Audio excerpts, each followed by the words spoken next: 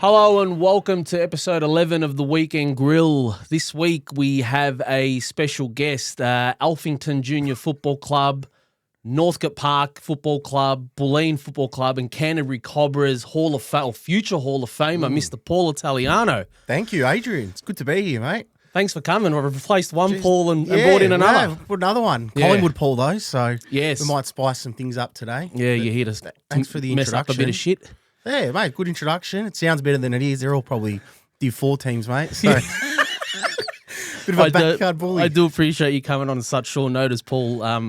Sebastian, unfortunately, has a family matter that he needs to attend to. So, again, I appreciate you coming on. Now, this week on The Grill, we're going to be speaking about the heavy-hitting criticism just in regards to the Jordan De Goey hit and the wash-up coming out from that in terms of the publicity it's received from basically the whole AFL media. It's been astonishing. Bigger than Meghan Markle and Prince Harry getting married, mate. It's unbelievable. I don't know who they are. Ratten in. So Brett Ratten, obviously he's had 3 or 4 games as interim senior coach of North Melbourne. Obviously we'll want to discuss whether moving forward the project or the prosperity of him actually being the full-time senior coach, which would consequently mean Alistair Clarkson leaves, which we will discuss. It's going to be an interesting segment. I also want to discuss the Sam McClure comments in regards to the Carlton Football Club. Now, obviously, you're well aware of what happened and his comments on Footy Classified on Monday night, which were provocative to say the least. He made a few things. He made a few bold statements that ruffled a few feathers. And I think a lot of people, to be fair, probably watched it and had more questions than answers after it. I know. I certainly did. We're going to go through our Who's Cooking segment. Now, you've been good enough to jot down your top 5 players and top 5 teams, and then we'll go through a mini round 13 preview. So, yeah, obviously, look, being a Collingwood supporter, let's get into it. The heavy-hitting criticism in regards to Jordan De Goey. How did you see the whole fallout?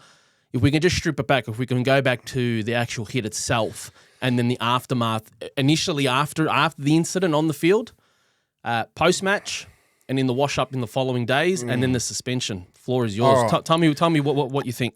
Well, I was in Vietnam, mate, so I was watching on the iPad. Yep. And as soon as he hit him, I said, here we go. This is just going to tumble and turn into this big thing. It's Jordan De Goey, it's Collingwood, it's a head-high bump. You know, the 3 recipes for an absolute media spectacle. So, look, he hit him. Me personally, right, I don't think he's been the one who's been a dirty player, right? He's never really... Like he's been labelled as weak. Weak, soft. It was a dog act, right? In his career, it's more so been his off-field issues. Sure. You know, partying, New York, Bali. Good on him, mate. He's 27. He's, he's living the best life. Right? Completely agree. But to call him a dog, me personally, I thought, look... Was it Elijah Hewett? Elijah Hewett from West Coast. Yeah. Who's just so people are aware, it was his 4th game. Yeah. So I think that's where a lot of the criticism comes from. But go ahead. Look, I don't reckon De Goey would even know who he was. He went to check him, right? He executed a bump. He hit him high, hit his head. He got concussed. It is what it is. But I don't think it was to be labelled as sort of along like Tom Stewart, these other bumps where they've intentionally jumped off when they don't have the footy. Is beyond me, right? It's been played over.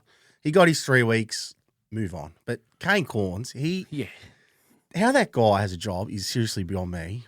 It's not beyond me. I think he makes some sensible comments. He touches the parts of the body where no one wants to go to, and he creates a bit of a stir. But he does stir the pot, which is good. I enjoy listening to Kane Corns.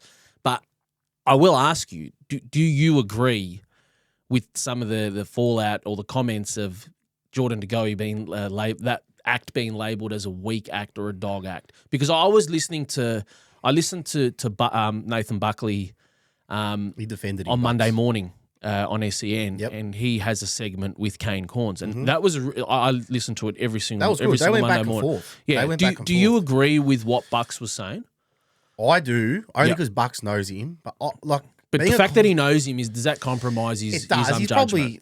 He's probably on Geordie's side. Sure. I don't think Geordie's ever had an issue with being a ugly or a rough player, a dirty player. Like a Toby Green or, those types where they've had a history. I don't think he's... You mean like a Stephen Baker type of player? I don't think he's had a history in the tribunal with any of those things. Yeah. I'm not 100% sure, but yeah. Yeah, I don't think it's been more his off-field issues. He's partying, Yep. Drinking, getting into trouble. Yep. I reckon he's had a tremendous since New York. Yep. Actually, since Bali. Actually, can't forget about Bali. Do you think the penny's dropped with him? Well, I think since Bali, he's been amazing. Yeah, he's been our best player. I think he's. I've had him in my Who's Cooking top 5 segment for numerous weeks, or I think numerous he's times, Collingwood's #1 player in score involvements, better than Dacos. which is big. Is But our do number you one think? ranked Do you player. think the penny's dropped with him? Because I think what Kane was trying to say on, if I'm referencing the Sunday Footy show, Kane Corns was insinuating is it so hard for him to have a clean year? Basically, what he's saying, without any drama, whether it's off field or on field. It is a bit of a blemish to his year as far as I'm concerned. I see what he's saying. He's derailed another year. Do you subscribe to that? He hasn't because Why? His history. Yeah. I know you're trying to poke the bear here, mate. No, mate. For what it's worth, I'll be honest with you. There's things that I've learned. If I'm humanising Jordan De Goey, so please do not think I'm trying to. I know things about, or I've heard things about him that tell me what a beautiful person he is. Despite what gets depicted or what was depicted of him in the media, there's things that I know about Jordan De Goey that if they were publicised, people's opinions would change. Yep. And they haven't been publicised because Jordan De Goey doesn't want them publicised. So in terms of humility, in terms of as a person, I've never met Jordan De Goey, but I have a lot of respect off the things that I have been told by a lot of reputable people, a lot of reputable sources. So as a person, as a human, if I'm putting him on a human level, I think he's a very beautiful person. I genuinely do. But I do think what he did was wrong. So I'm not trying to poke the bear. I agree. I think everyone's getting mixed up. What he did was wrong. You got to remember in footy, it's a split second, right? If he executes that bump and it hits his shoulder, we're not even talking about this, right? Can I second level that to you? Can I up you on that? If what he did happen 4 years ago, he wouldn't get weeks. Mate, it'll be in footy classified. How good's this? What a good bump. Yeah. Goes hard at the footy. The game's changed. Sure. We get it. He copped his 3 weeks. Yeah. That's it. To go on that he's derailed his season again, it's the same old As thing. a Collingwood supporter, do you think he's derailed his season? No, he hasn't. Okay. No, Are you confident in saying that? He's going to miss essentially 4 weeks of football. 3 weeks. Yep. Right? Yeah, all right. Kane Corn's gone, he's going to miss 5 weeks. All right, mate. Well, that didn't happen. He's missed 3, and you counted a bye. Is he the type of player that you think can flick the switch after not playing for 3 or 4 weeks? I know he got 3 weeks suspension, but essentially he's not going to play for 4 weeks. Do you think he can flick the switch on a dime? I think he's that type of player. Yep. You can't overcoach him. I think almost like if you've seen The Last Dance, Dennis Rodman. Yep. Phil Jackson lets him go to Vegas for a week, comes back, and he gives it his all. I feel like he's that type of player. If you overmanage him, right, and you overdo it with him, I think he just overcomplicated it all for him. Yep. And he's playing his best footy under McRae. I think he's flying. I think Jordan De Goey is absolutely flying. I think with Buckley, he was patchy. He'd have 2 or 3 good weeks, go missing. McRae's been more consistent. Yeah. And I reckon that's to do with the coaching. And so do you believe that 3 weeks was fair? Now, this is subject to opinion, obviously. Nick, look at you laugh, you little prick. No. Scumbag Collingwood. Do you really think 3 weeks was fair? Honestly, what more can you give him? 4? Oh, look, he could have. Look, if he got 4 or 3, for me, it's much of a muchness. If we're referencing the Tom Stewart from last year and Nathan Broad, mate, there's so many. The Cozzy Pickett, the one in round 1, mate. The one that Cozzy Pickett did, in my opinion. How many did Cozzy get? Mate, this guy was leaping into the earth. Yeah. He was trying to kill him. How many weeks did he get? I think he got 3 or 2. He didn't get more than 3. Okay, so this is my issue with the Tribunal. And the Shane McAdam one in round 1. That got 4. Yeah, but the thing was, the difference between, I think, the Cozzy Pickett one and the McAdam and De Goey one was Bailey Smith got up and played. So when the MRO grade it, they go, is it reckless, severe impact? Because AFL is trying to get rid of the action. So do you think that they're not punished? They're punishing the outcome as opposed to the action. Correct. Yeah, which I do agree is wrong. If you punish the act, you'll get rid of the act. But if you're punishing the outcome, Well, you can say, I can bump you. It's basically a fucking coin flip. It's a coin right. flip. If I bump, you don't get hit. Oh, well, I'll get away with it. Yeah. Right. And Geordie chose to bump and he got it wrong and he gets suspended. Yeah. But I think we're in a place now where everyone sees it was wrong. He was gonna, like, as soon as it happened, everyone knew I was going to get suspended. Well, everyone except for the West Coast players who did nothing. They're a bunch of they did nothing. And Dom Sheed's coming out now too. Yeah, mate. He doesn't realise. This is the part about that, Dom. Dom Sheed doesn't realise that his teammate basically broke someone's jaw. Like, shut your mouth, bro. Watch the way you speak, man. Like, Dom Sheed, mate, watch your mouth, mate. It's all yap, mate. He was on the field. They didn't do anything. Yeah. And that's why they're bottom of the ladder? Yeah. Well, they deserve, so. So, good to just see, to go back quickly before we exit this segment, do you think, just to recap, the criticism was fair? Yes or no? Look, being a player he is. Yep. Look, he's dug his own grave. He's got his own rap sheet. Sure. And you're going to cop that with anything you do. Yep. I don't think he's derailed his season. I'll tell you why. He's had a history of off-field issues. Which you think, consequently, is playing a part into the narrative behind him? Correct. So anything he does is going to get blown up. If, just as an example, sorry to interrupt, if someone like a Bobby Hill or a Brody Myercheck did that, nowhere near as much. Okay. Nowhere near as much criticism. Like, There's only been one person going after him, and that's Kane Corns with his Sunday, and then he went again at Footy Classified. And SEN on Monday morning. With Buckley, and he keeps going and going. Yeah. Look, and he can have his opinion, by all means. There's a lot of Western Australian people that were not happy about it too, clearly. That's right. Yeah. Well, didn't their player... I know, you Collingwood supporters don't give a shit. Gives a shit about West Coast, to be honest, mate. Irrelevant. Yeah. Haven't done much since 2018. So. Okay, so just to recap, are you comfortable with the way that the tribunal and the MRO and the way that the system is? Basically, your suspension is contingent, or how many weeks you get off the field is contingent on the victim. That's right. Are you comfortable with something of that nature? No, I'll tell you why. Because I can go and try and bump Brody Myercheck, and nothing will happen to, he's a bigger boy, bigger body, nothing. But if I go do the same thing to Bobby Hill, I might concuss him. So why is there a different outcome on how long, depending on who I hit? I suppose it's a form of justice. Like if I'm the concussed player and I'm sidelined for effectively 12 days under the head concussion rules, like is it probably fair that it's a prerequisite for a justified outcome that the person who inflicted that upon me gets suspended for a certain amount of time?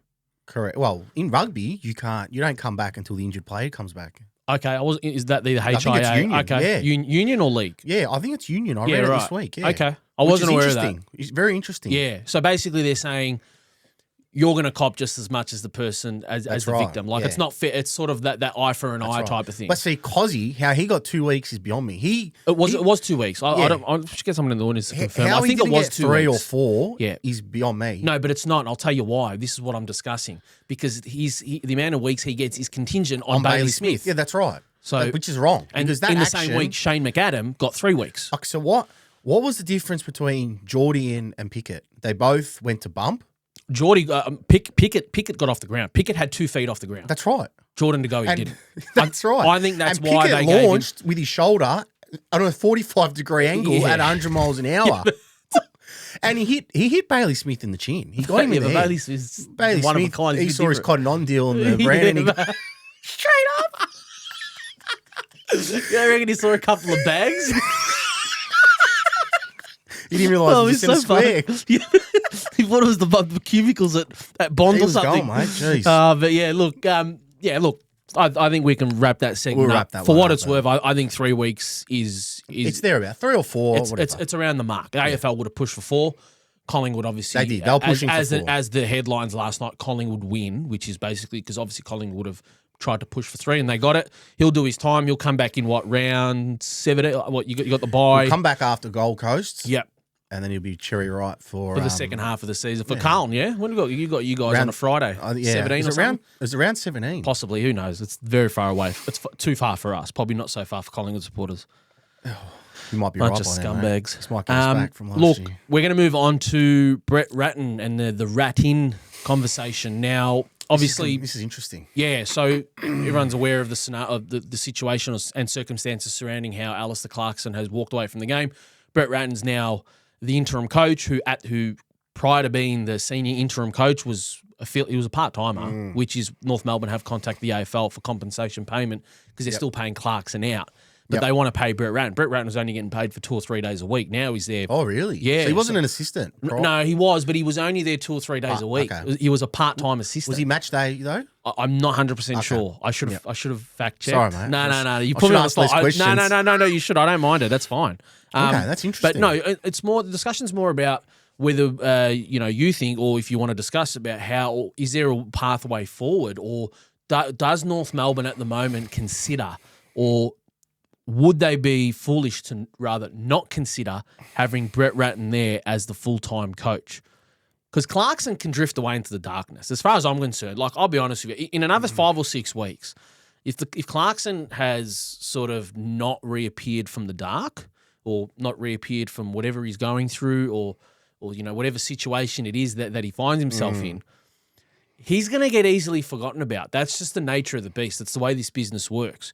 If Brett Ratten, and I'll be honest, their last 3 or 4 games, starting back from the Sydney game, where arguably they should have won, then they've had another 2 or 3 games. They played well against you guys, serviceable. Like, they were never going to win that game against Collingwood.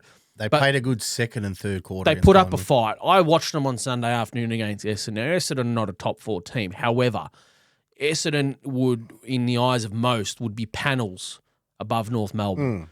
Probably should have won. And North Melbourne should have won the game. So what I'm insinuating, or what I'm getting at is he bringing a different attitude or a different style of play to this North Melbourne team? And by the evidence of what we've seen, despite the fact that they're yet to register a win, it's a fair argument to say that their intent and their endeavour and their intensity and the way that they're playing is a lot more encouraging and a lot more better under Brett Ratten. So does that raise a question in North Melbourne, in the board at North Melbourne, to go, maybe we should keep this guy?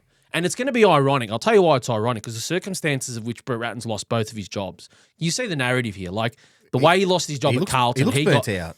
Brett Ratten got stitched up at Carlton, a beauty. He literally got the biggest knife put in his back at St Kilda. Which coach hasn't been stitched up at Carlton, Adrian? Yeah, there's a list. There's another one about to goes on and on. We'll get to that. Okay, watch your mouth about boss here. But yeah, look, I just think the circumstances surrounding how Brett Ratten got dealt. Let's just put it. St Kilda stuffed him. Carlton gave him a bad hand. St Kilda gave him even worse, as far as I'm concerned. They announced it at 10:30 at night. I just see how... Didn't St Kilda sign him up? They signed him three weeks before they got rid of him. Yeah, but I mean, that's just that. The way that they did that was akin to how Carlton did over Brett Ratten. How they got rid of Brett Ratten because they knew that they had Malthouse there. St Kilda, in my opinion, got rid of Ratten because they had Ross Lyon. Yeah, 100%. Same sort of scenario. Here I am thinking, like, I can see a poetic type of narrative, if you want to put it, that he somehow lands this North Melbourne job and it's his full-time job. He's not known as an interim coach. He could be the full-time senior coach. Okay, let me put it to you this way. Go on. If you're North Melbourne, would you get rid of, arguably, one of the greatest coaches for Brett Ratten? Yep. And what happens if North start losing? What are your fans going to say to you? Well, I can tell you now. Okay. First and foremost, Alistair Clarkson, as you described him, is one of the greatest all-time coaches. However, I think there are mitigating circumstances and there are factors that need to be put in place here. One of them is, was that group thriving under a deteriorating or a mentally drained Alistair Clarkson? Was something weighing on his mind? One. Question number 2 is, what guarantee do we have that moving forward under Alistair Clarkson is that he's not going to have that attitude or that mentality again? Because it weighs a human down.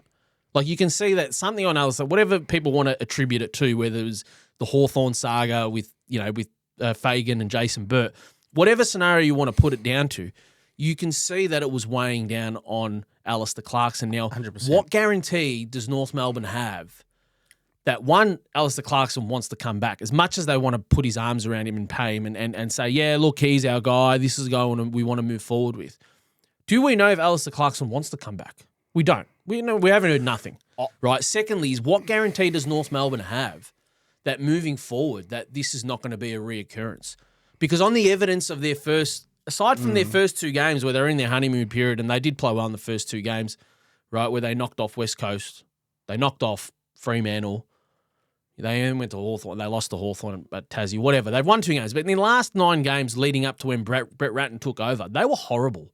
And they were escaping a lot of criticism because it was Clarko. For that period of time after round 2 to the time that Clarkson pulled up stumps and went away to have a break, they were shocking. They were horrible. They were. And no one was talking about it. Like, people were too focused on how Hawthorn were playing and how West. But North Melbourne escaped a lot of criticism. So I'm just suggesting, very similar to Kane Corns, you were saying, like, perhaps maybe they should consider Brett Ratten being the long-term solution. But I don't see what they've got to lose. Well, number one, he's what signed have they got up. to They've lose? got to pay him out. I don't think they can afford it. Well, this is why they've asked the AFL for compensation. Yeah. In my opinion, that tells me one thing. I think North Melbourne have somewhat of a thought process that Clarkson may not return. If I'm reading between the lines, I don't know what's going on. None of us do. I mean, even though at Carlton, people seem to know what the fuck's going on at Carlton outside the club. Everyone knows about Carlton. Anyway, but no, look, you understand what it is I'm trying to say. I know what you're saying. Yeah. What do you think? If they think he's not coming back, Yep. I actually don't think Ratten's a bad coach. Like, I look at St Kilda. He got stitched up at both of his clubs. Are they that much better than what they were last year? No. For me, at the moment, they're not. They're in the top 8, but they're in the... Mate, they were 8-2 in 2022. They're having the same season. Yeah. 8-2. They're 8-2 this year, and they've dropped off. Same as Ross Lyon. They've dropped off. And Ross Lyon's come out and he said, it's a squad. We've got introducing young players. Yeah.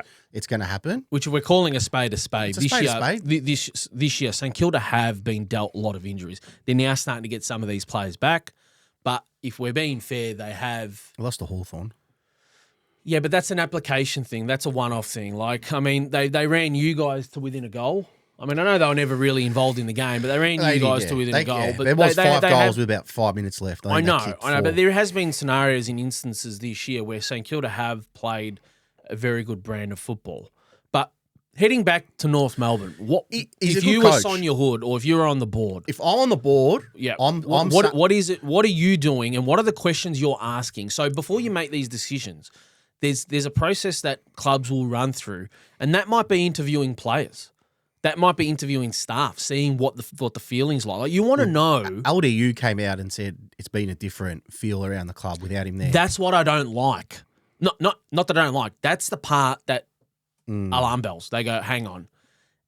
How Clarko was with them was affecting them. Is that because he's distracted and you can tell when someone's distracted? It's almost when you watch the footy with a mate and he's got a multi on and you're trying to talk to him and he's refreshing the same game multi and you know they're not there with you. Yeah. And I feel like as big claims as he's receiving racism and things like that, which have been, by the way, dropped.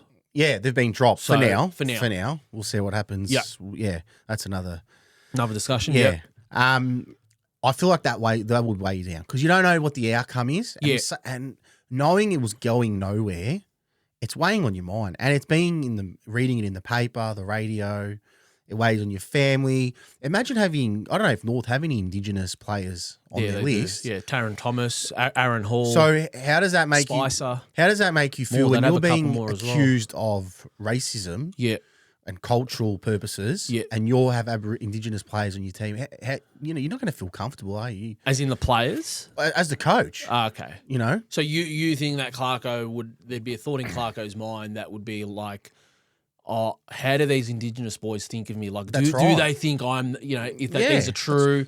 That's just one aspect of many. It is one aspect. I think there's such bigger things at play here. Like, I think Clarko would be more concerned. Like, as much as he loves, I'm sure, all the players, he's probably thinking about, like, what the board stuck with him.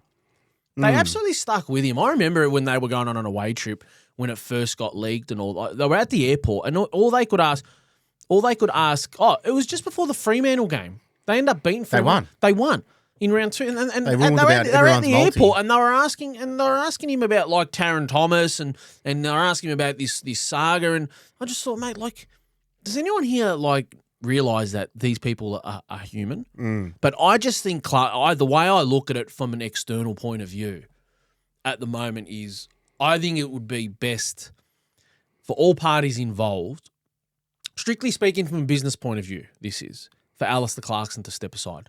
Full time. None of this And not come back. I Really? swear to God. Wow. He should disappear into the darkness. That's a big call. Why? How? You're asking one of the greatest. Alistair Clarkson ultimately saved North last year. He's given their members hope. Legitimacy. He introduced that, not care factor, but now they're relevant. Like, I mean, they're not so relevant. You know what I'm getting at? Like, now they have that bit of credibility because he's there. That's right. Or was there. But how can you do that to your supporters? Taking him away. Because you don't know the outcome. But you don't know the outcome if he's going to stay there. Yeah, but North are at rock bottom. I don't feel like they've got the best coach. This is what I'm saying. What have they got to lose? Like, because they've had tell me what keeping him they've there. had a history of some bad coaching decisions. They picked Ray Shaw. Jeez, talk about honeymoon period, man. That was awful. Yeah, but I think they I think they stitched Ray Shaw up. I think. Yeah. Anyway, you reckon? Yeah. Anyway, yeah. Don't worry about that. Anyway, I think they fucked him over. Really? Yeah, I reckon they did him a dirty. I just feel like North need to give their supporters hope. Yeah, and that is installed through Clarkson. I see. If I was on the board, I would say Clarko, and they may have done this already. Take the year off. Ratten's going to take the rest of the year. Yep.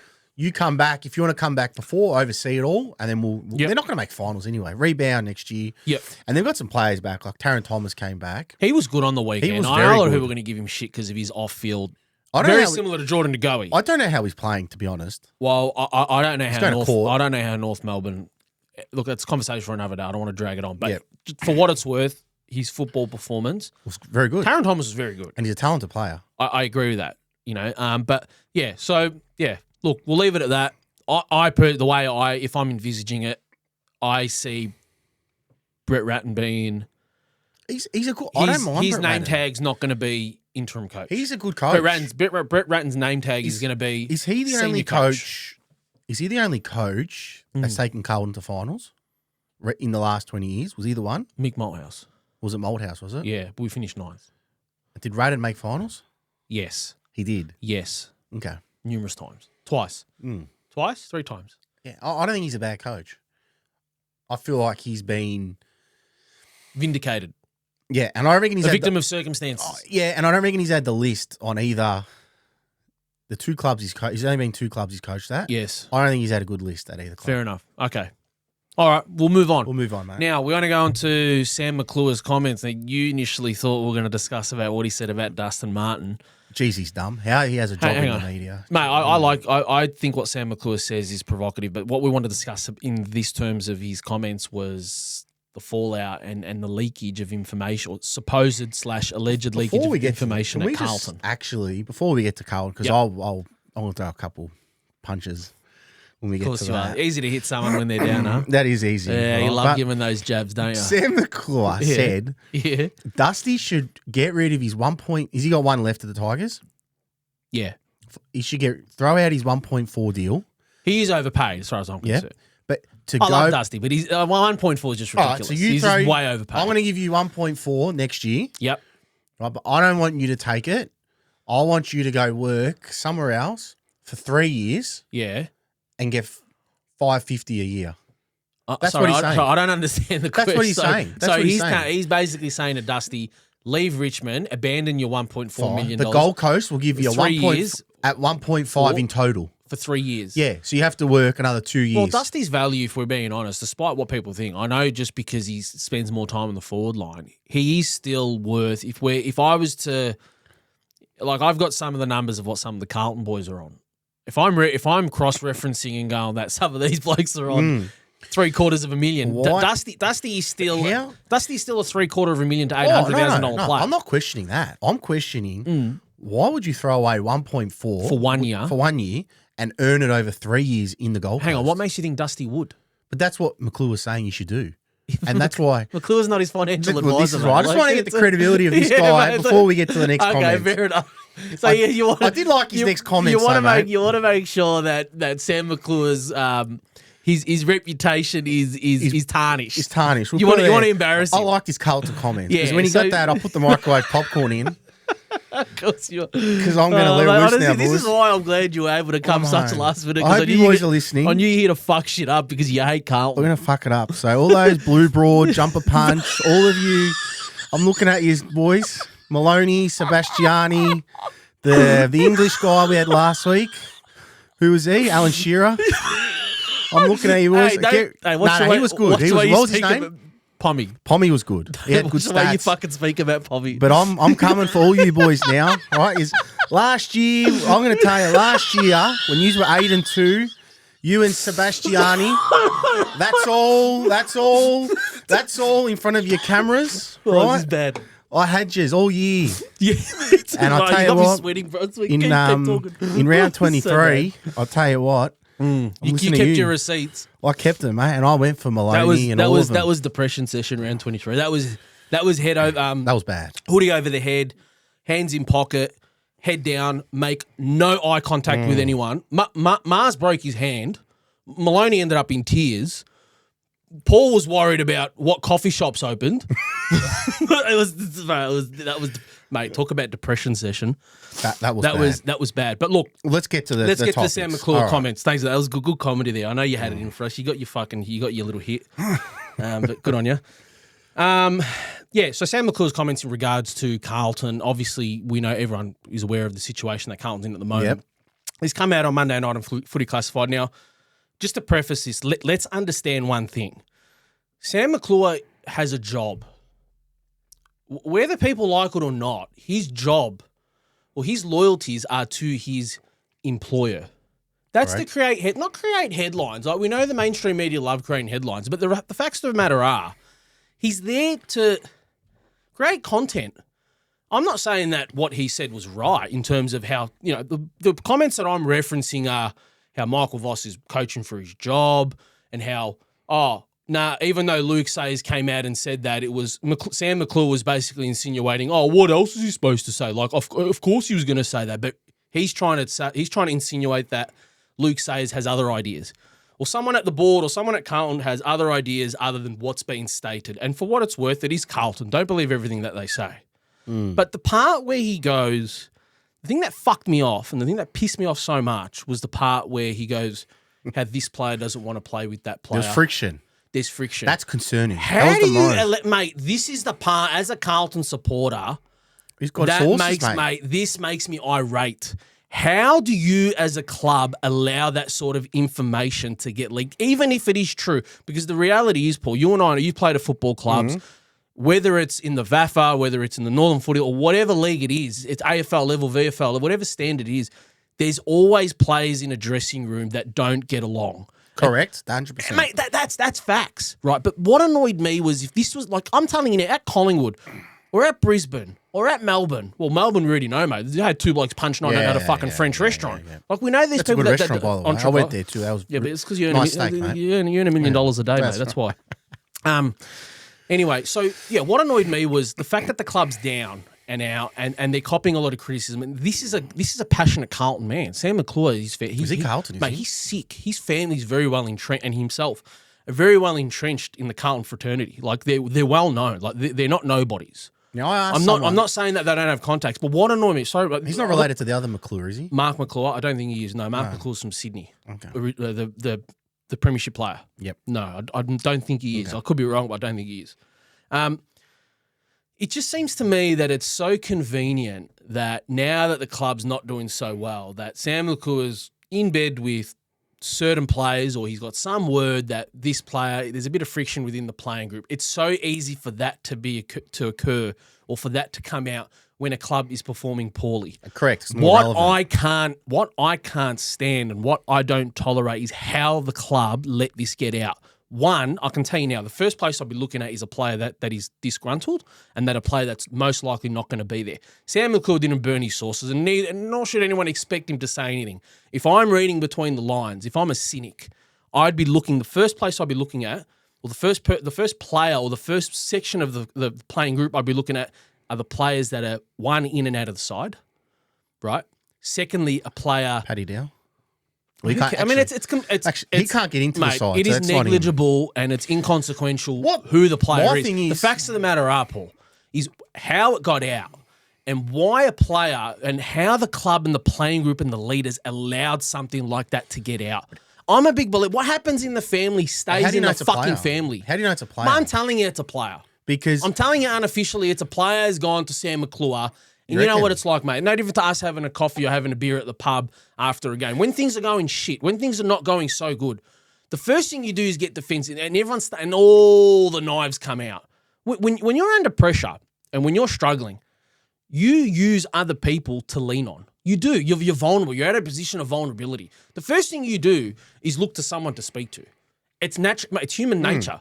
I can't understand how the senior leaders of this club and playing group allowed something like this to get out. Under no circumstance should anything get out of the fan. What happens in those walls in that dressing room, as far as I'm concerned, stays in that fucking room. It's despicable how this has got out. It's wrong. Do you know how embarrassing it is, the Carlton? That tells me the state of the club. Mate, you got no idea how concerning it is hearing that. And to be fair, part of me wants to have a go at Sam McClure because as a Carlton person, why the fuck would you say that? But at the same time, I respect the fact that he has a job. That's what I mean. I know he has a job. But just the whole situation, you don't understand how fucking frustrating it is. It's so annoying, mate. It's wrong. Everything about it's wrong. It shows you how fractious the club is. Doesn't necessarily need to be a player because you could be speaking to a coach and he could say, could be a disgruntled coach. Yeah, but people talk shit. People spread shit, mate. If I was at the helm of that club, everyone from top to bottom, from cafe workers, from ground staff, from medics, from this to that, they would all be in one room, players, everyone involved, all the fraternity involved in the club. It could be in excess of 200 people. Get in the one room, and it's basically along the lines of, shut your fucking mouths. We are in this together. What happens at this club stays in this club. We cannot afford leakage. Is that what happened bullshit. Monday? This is wrong. The players left the club Monday, and they went off-site. I don't know where. But something is not right there. Oh, clearly. Really? Mate, we know that. It's bad. Mate, we know there's something not right there. It's fucking obvious. It's embarrassing, mate. It's fucking embarrassing, bro. I said to you this week, if Carlton loses this week, Voss will not be there. Yeah, but do you think he'll leave? Because to me, he'd leave. He'll leave. Yeah, and look, you'll know something. I know this is a Sam McClure topic, but speaking on Carlton because it's relevant, I heard Michael Voss in that press conference post Melbourne game. Now, he's given up. Yeah, he has, mate. He literally said, "I don't know what to do." I don't know. He's basically what I took from it. If I was trying to decode what he was trying to say inadvertently, was these players are mentally fucked. They are.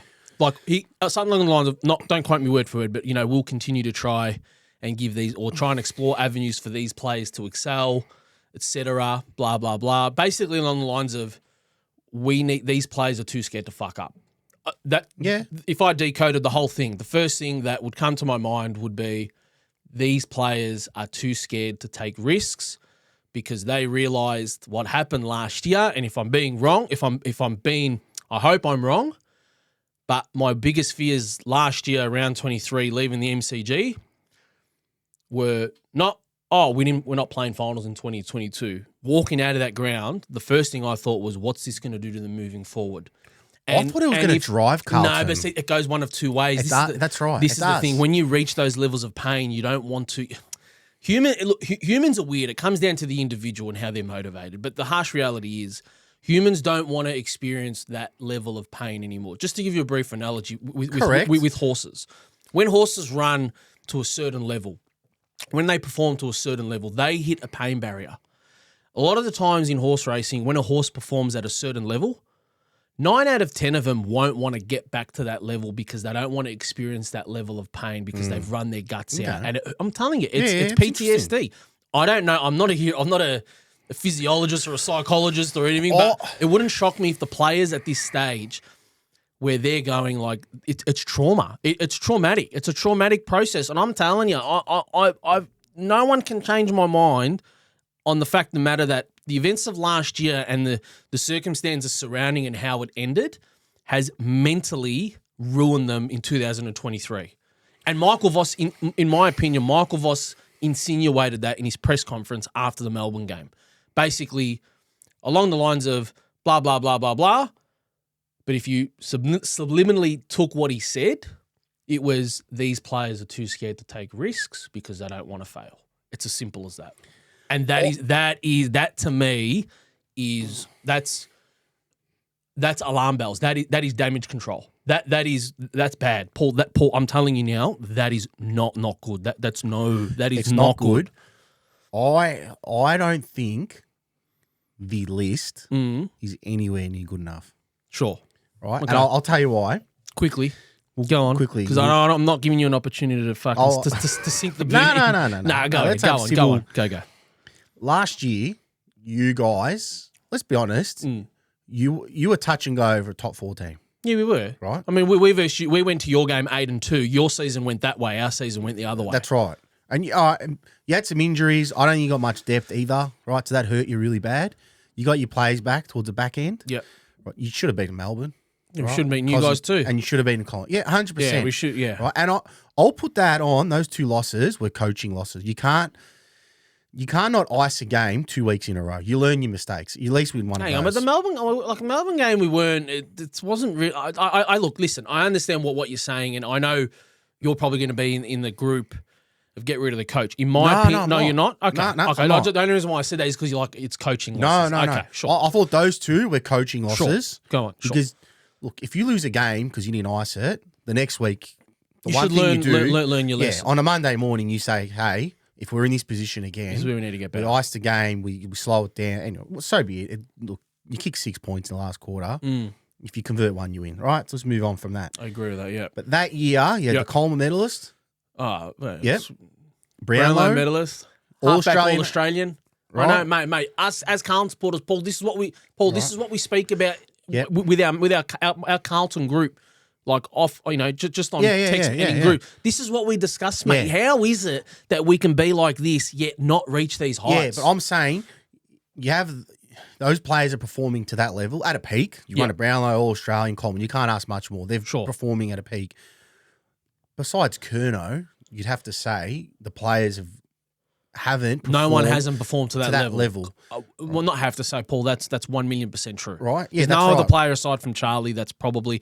maybe Adam Sard. But Chera's come up a bit. Chera has elevated his game. But if we're talking facts here, George Hewitt's had an interrupted year. Irrespective of the interruptions, he has not reached the heights. Matt Kennedy has not gone to that same level. No. Right, our Wiedering, mate. I don't know if he's worried about not getting his money back from that scam, but he has not been the same person. No, Lewis Young, who was a cog last year, very important, has not been the same.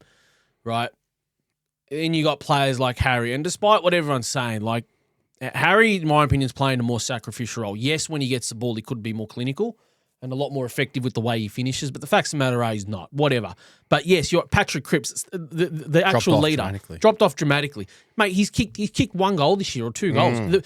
Our midfield kicking goals, like our highest midfielder with the most is Adam Chera with 3 goals. Mate, that's embarrassing.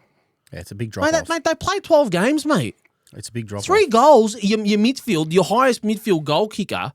Go look at some of these better teams and the spread of goal kickers that they have. And a lot of it, how much, when they're not relying on their forwards, their mids or wingers are chipping in. Yep. I don't need to look further than fucking Collingwood. Like, that's an isolated example, but it is concerning. Port Adelaide's another one. They're actually going to feature this. We're going to move on to our next segment because we're running out of time here. Running out. Who's Cooking segment. Now, this is where we discuss our top 5 teams and our top 5 players. Paul, I'll run through my top 5 teams and then you go through yours and we'll do the same with players. So, number 1, Collingwood. Number 2, Port Adelaide. Number 3, Brisbane for me. Geelong elevates to number 4. I know you're a massive watcher of the show and I've been big on Geelong and I still believe that it's going to be a Geelong-Collingwood granny. Really? I stand by that. Yeah, I back both. So if neither of them win the thing, then I'll probably ask him for a job or something. No, I'm joking. I'm big on Geelong. I think they've been flying under the radar. I know that their ladder position doesn't reflect how, it probably reflects where they are. I look at Geelong differently.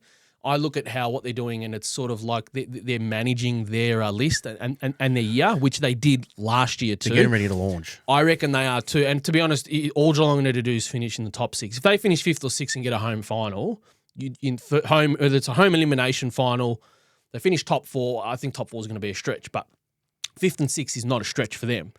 I don't think you want to be versing Geelong. And at number 5... You don't want to be playing Geelong in a prelim. You don't want to be playing Geelong in the finals at all. I'm so confident. It's ridiculous. Like, people ask where it's come from, but my confidence levels in Geelong are huge. I believe, as I said, I'll reiterate, I think it's going to be a Collingwood and Geelong granny. Anyway. And at number 5 is Melbourne. I watched Melbourne play on Friday night.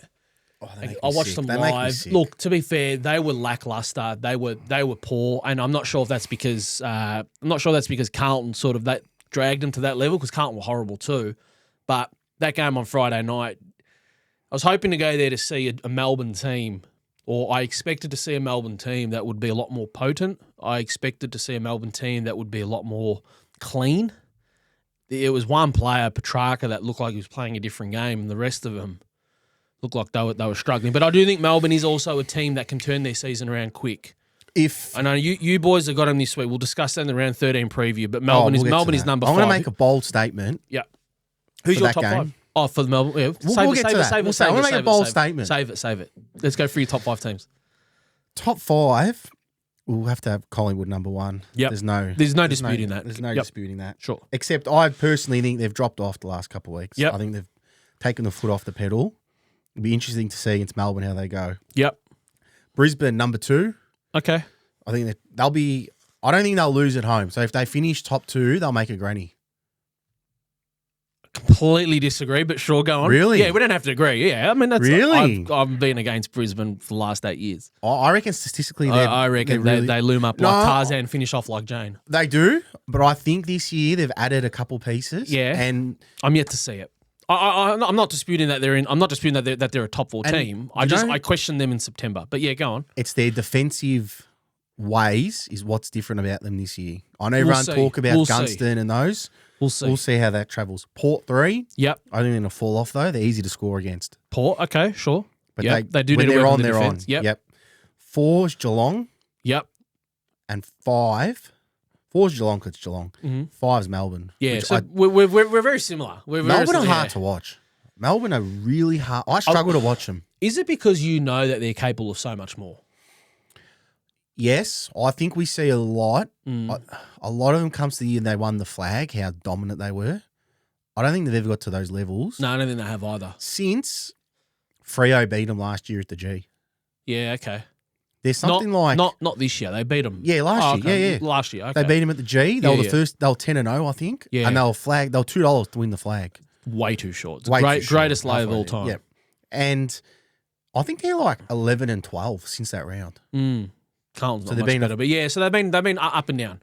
All right, that's fair. Look, I think our top 5 is very similar. It's just different order. Different order. But yeah, I suppose the wild card is Geelong. I'm concerned about. I'm not concerned because I want Geelong to win the premiership because I'm on them. But I also believe if I was in opposition, don't let their ladder. What I'm trying to say is don't let their ladder position.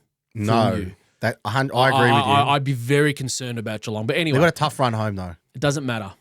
Mate, no one expects them to beat the Bulldogs, please. Yeah, that's true. Give me a break. That's true. Top 5 players. Number 1, undisputed Nick Dacos, champion. Dakes. Clear, is he going to win a Brownlow? Clear Brownlow favourite. I honestly... Would you be backing him? Well, Marcus Bontempelli, after round 8, I'd had on 18 votes, which is 6 out of 8 best ons. He's been good. No, his last 2 weeks he hasn't been that good. No, before, he's dropped off. Yeah. Number 2 is Marcus Bontempelli. Arguably number 3 is Zach Butters, who I tossed and turned, who I could have put number 2. I think Zach Butters is absolutely flying. No stranger, everyone knows that. Number 4, Jordan De Goey stays there. I know he got suspended, so perhaps the next 2 or 3 weeks he's not going to be there, but I believe Jordan De Goey solely influences games. As you mentioned earlier, he's number 1 at Collingwood for score involvements. I know people didn't Nick Dacos get the rave. Everyone wants to speak about Nick Dacos. My humble opinion, Jordan De Goey is just as important. So it's going to be interesting to see how the Pies go without him. Jordan's more influential with the footy. Okay, and number 5 is Zach Merritt. Over the last 3 weeks, he's been top 3 in the AFL. Go look at Zach Merritt's last 3 weeks. They've been, despite a rather weaker opposition, except for the exception of Richmond. I know they versus Richmond, but look, in those last 3 weeks. But these last 3 weeks have been massive. He's crept up. I'm going to be annoyed if he goes far in the Brown. I was on Zach Merritt to win the Brownlow, which that bet's now null and void because he got suspended. I can tell you now, Zach Merritt is leading by example, and so far, for what we've seen and the evidence we've seen, he has been a captain or has been a player that has adopted that captaincy and has elevated his game. And I think now just watching him, he understands the importance of bringing his teammates into the game. And as far as I'm concerned, he's the best 30-metre kick in the AFL. Did you hear him locked up in the week? Yeah, I did. Did you see how tactically? Yeah, I did. I watched the game. I watched his first quarter. I didn't realise he kicked 2 goals in the first quarter. 16 touches and 2 goals in the first quarter. 77 Supercoach points. Is that what he got? Quarter. Oh, fuck Supercoach. But anyway, look, Zach Merritt rounds it out for my top 5. Who's your top 5? Number 1, we've got Nicky D. Yep. 2 Butters. Yep. Which, geez, he gets a lot of media, doesn't he, Butters? He's very good. He deserves it. He's very good. I mean, it's all justified as far as I'm concerned. Yeah, for an interstate player, he gets a lot of media, which is you're doing well if you're getting a lot of media in Correct. Vic. So 3, I've gone. I reckon this player is so influential to them, and he's been a big part of why they're growing the ladder. Yep. Matty Rowell. Yeah, that is a curveball. Yeah, wow. Okay. Look, it could have gone him or Anderson. We were speaking before. Yep. No Anderson. Yeah, yep. But Matt Rowell, his clearance work. Maybe you just like grass eaters. Is that why well, I you do picked like it? grass eaters. Yeah. Actually, I'm Italian, mate. We don't eat that. You just eat grass-fed meat. And yes, beef. or anything carbs, mate, as you can see. 4, I've gone to Ruckman, Timmy English. Yep. He does so much for the doggies. Like, you talk about Bont, but he puts them on a platter for him. He'd be all Australian ruckman. Like he'd be standing at the moment. Has to be. Sure. I can't see anyone. No, I agree with that. Gorn's dropped off dramatically this year. Gorn's been injured Yeah. Gorn missed 2 or 3 weeks, whatever it was. Yeah, so he's dropped off. So, and then 5, I've got another Paul player, Rosie. Who? Oh, Connor Rosie. Yeah. Rosie. Yes. Those two. Here's the thing about Port. If one of those two have a down game, I don't know how well if they can perform to that level. Well, because those two are dominating. I know, but also they've had a good spell of they won 9 in a row. Yeah, Paul. 9 in a row. Yeah. And they've got in the last 2-3 weeks they've had Boak out, Charlie Dixon out, Todd Marshall out. Todd Marshall came back on Sunday, but this week they expect Boak. Excuse me. They expect Boak and Dixon to play. They've still got Duursma, Tom Cleary out. Mate, this is how good a position Port were that their coach dropped their captain. Yeah, I saw that. Come on. Do you know who's going under the radar? That's pretty good. Like, that tells you where your club's at. Like, not only is that a statement, but it also depicts, or it also shows the depth that they have and the confidence that they have where, you know what, like, no, I think they recognize that to play in this team, your form and standards need to be at a certain level. And the courage and the balls it takes for a coach to drop a captain. I don't think there was any animosity in it. I think it was just, look, we need you to re-get some form. That's the thing you risk when you drop a captain.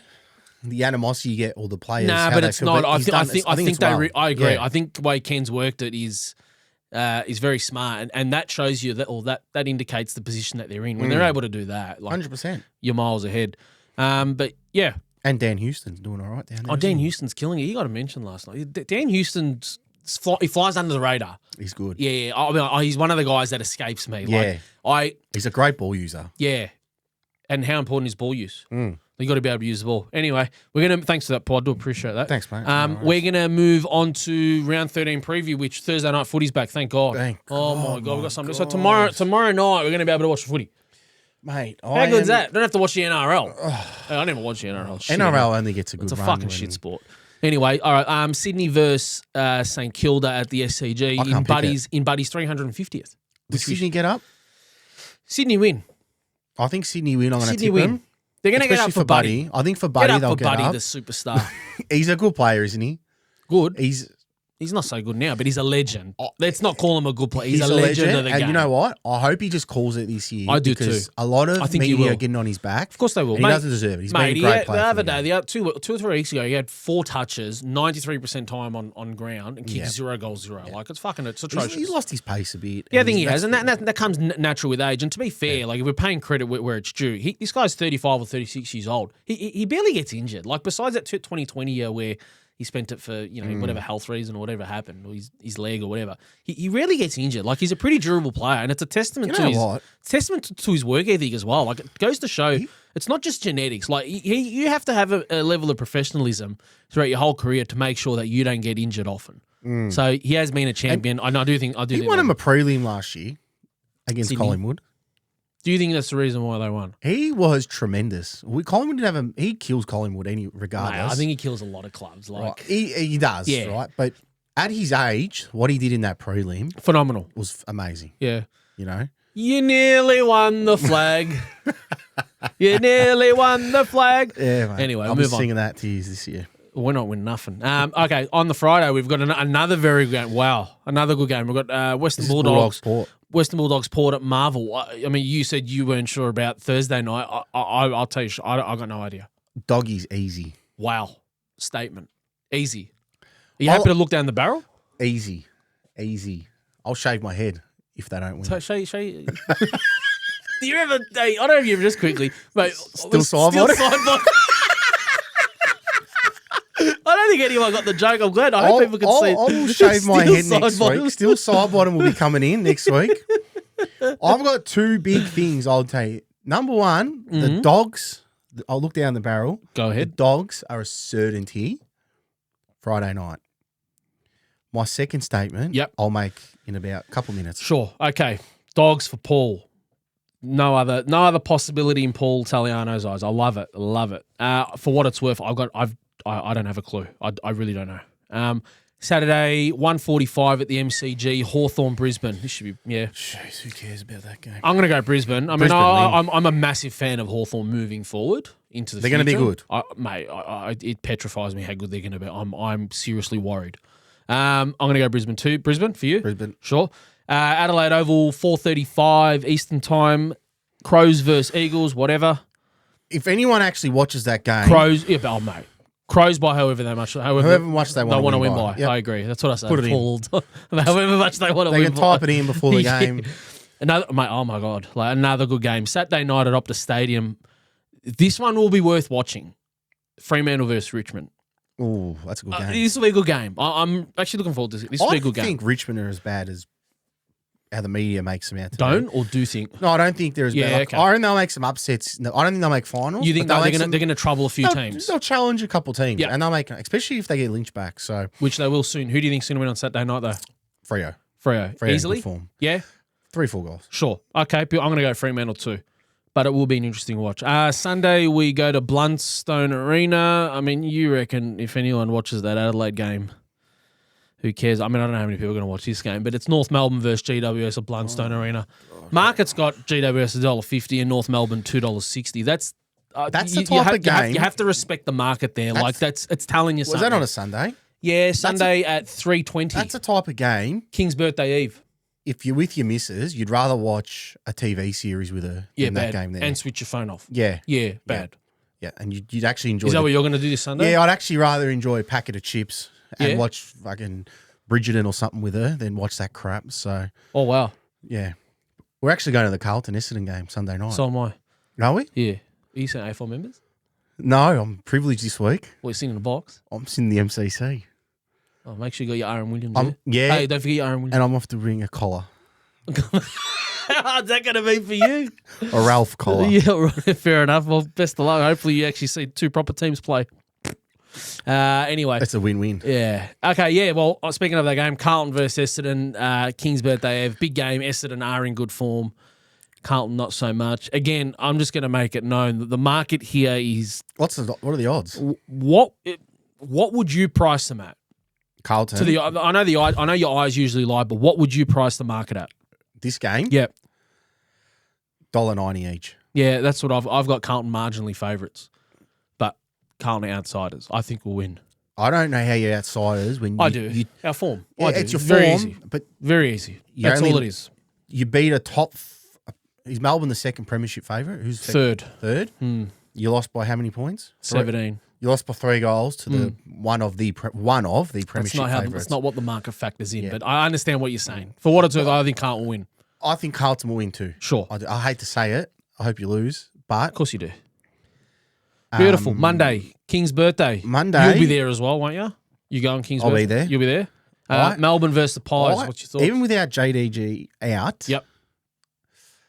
My concerns about Melbourne, they don't kick a score.